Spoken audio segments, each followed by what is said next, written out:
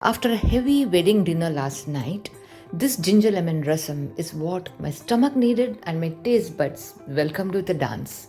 So I have soaked some toor dal, drained the water, and I am adding stems of curry leaves, coriander leaves, turmeric powder, and whole tomatoes.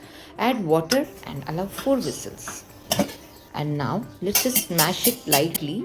And I'm going to strain this so that I can get a clear soup. Whenever I or anybody in my family has a cold, we prefer to have this ginger lemon rasam. To a mixer jar, add peppercorns, cumin seeds, ginger, green chillies, and blend it coarsely. Now add this mixture to the prepared dal and add water to adjust consistency, add salt, a little bit of jaggery, bring it to just one boil and switch off the flame and add lemon juice generously as per taste.